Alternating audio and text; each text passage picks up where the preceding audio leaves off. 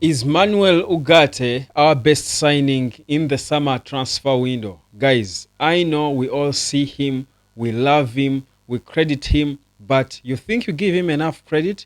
I don't think so. Here I am, this time unusually, to bring you the stats that show that Manuel Ugarte was indeed a bargain actually for Man United. Listen, subscribe, like, and share this video because every United supporter has got to see it and appreciate this guy. Listen, we signed Manuel Ugarte in the summer for 50 million that could raise to 60 million euros from PSG. And I know there was lots of people who doubted him because he had only been at PSG 2023-2024 and he was not even really their star man. He had played, I think, about 25 games for PSG and Luis Enrique did not have plans for him. United had a big problem. I kept telling people that the biggest problem United had was not even the defenders. It was the midfield that exposed the defense and the goalkeeper.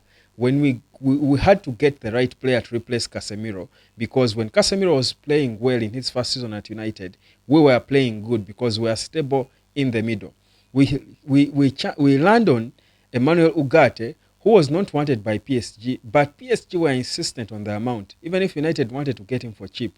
PSG insisted on the amount. First things forward, Ugarte joins Man United. Ten Hag takes his time to play him, plays him in his disorganized system, and in a few games he looked a little, not sure, quite unsure. But listen, fam, under Ruben Amorim, Manuel Ugarte is a problem. Look at his stats, and I'm going to show you the interesting and most unique part of his stats. First of all, those are his stats during the team play. He has no assist, of course. He wasn't brought to bring in his assist, but he has played 402 passes, 28.71 passes per match. He has created two big chances, put in one cross, which was accurate 100%. He has played two through balls, and he has played 20 accurate long balls. Now, we knew about his game. I remember I was waxing lyric about his game defensively and how he lives in the grass. He is always on the ground fighting and jostling for balls in the middle, running through legs and stepping on people and bullying people. Boy, I did not tell you enough about how good he is with his passing. He's got an interesting passing range for a player his position. Now, let's talk about, now that is the team play. Now let's talk about the specifics. His duels, the number of duels Ugarte has won is interesting. Ugarte has been involved in, has won 69 duels. He has lost 64, meaning he has won more than he has lost. He has been successful in 6 50-50s. Aerial battles won 9. Aerial battles lost 9. Errors ending in a goal, none. He has not made any error ending in a goal. Usually, it's very difficult to play in that position and you do not make an error leading to a goal. It's very difficult. It's very difficult. Now, talk about his other important part of his game, the tackling. Manuel Ugarte, 39 tackles, a percentage of 56 in tackles success, blocked shots 2. He has 12 interceptions, 11 clearances. Meanwhile, these are in 14 Premier League games. 11 clearances, 7 headed clearances, 50 ball recoveries, 50 ball recoveries. I told you of the duos won, 69. Now, look at those stats and tell me this was not a bargain. 50 million euros in the summer. For a 23-year-old, we gave him a contract. No wonder we gave him a contract of 5 years with an option of a further 1 year because we know how good he can be. He's young because 5 years from now he will be 28. Further 1 year will take him up to 29. This guy is something else. He's a proper footballer. And I'll tell you, to give you more specifics, when it comes to tackle success, he's ranking first. He's ranking first in the long ball accuracy. He's ranking first in interceptions.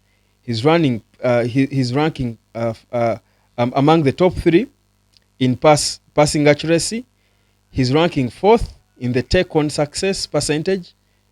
Boy, I don't think I can praise him enough.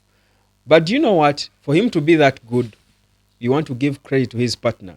In my other video, I'll give you the stats of Kobe Maino and compare the two of them for you, so that you see how we don't appreciate Kobe enough, by the way. This season, people have been going, Kobe is a shadow of his old self. Kobe is not up there. Look at the stats. They say stats don't lie. Perhaps he's not as interesting to our eyes. And again, I keep saying, I'm one of those who doesn't want to enjoy football based on stats. But you see, stats are an important part of the game lately. Players are bought because of how good their stats are. Ugarte was bought because of his impeccable stats at PSG. But listen, Kobe's football to the eye had dropped down a bit, but it's getting back up now slowly. But if you look at his stats, they are better than anyone, any midfielder you can think of. He's among the best midfielders in terms of stats in the Premier League. You want to credit him, at that. But what Manuel Ugarte has brought to Man United is, and you see the reason why a player like Delete is looking improved. A player like Maguire has gotten his contract 1 year contract extension triggered. Partly is because of Ugarte. If Ugarte wasn't there, Maguire and Delete would have been exposed more because they looked jittery at times before Ugarte. The reason they have got their new contract, they owe it to Ugarte and his arrival because of how he covers them. He covers a lot of ground for them, for them to be able to concentrate on the game and do the right things. But the blessing for Ugarte is the fact that he has teamed up with his coach at Sporting, who made him the player he is. A coach who knows him like the back of his hand. That, I think, is another advantage because under Eric Ten Hag, he struggled a bit because, of course, even Ten Hag perhaps needed time to know him and how to play him. Amorim keeps saying it that the one player he knows fully is Manuel Ugarte. He keeps saying it. He's the one player he can say with authority and confidence that I know this player. I know how much time he needs to recover. I know when he needs to be pulled off. I know how to communicate with him because he has worked him before. That as well, and in the same system, that as well has helped Manuel Ugarte be the player he is, and that's why his teammates need to rely on him a lot to help them perform in the demands of Ruben Amorim, because Amorim, like everyone has spoken about him, he's an extremely demanding manager. He's an and you can see it from how the players play. You can see it. You will see it tonight again when Man United takes on Southampton. The demands of this guy are what you need for a team this level. But I wanted to give flowers to Manuel Ugarte for the work he does. He's the minister of he's the minister without portfolio. I would call him that because he's everywhere. He's in the defense, sweeping balls. He's playing long, good passes going forward. He's falling into bodies. He's running into forests of legs and stealing balls away. He's pulling people. He's getting cards. He's his head patting people. He's literally doing everything. He understood the assignment that Ruben Amorim gave him. We have the ball.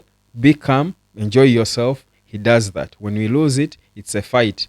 Ugarte mastered it, second to none. My name is Webb. For me, Manuel Ugarte is our best signing in the summer.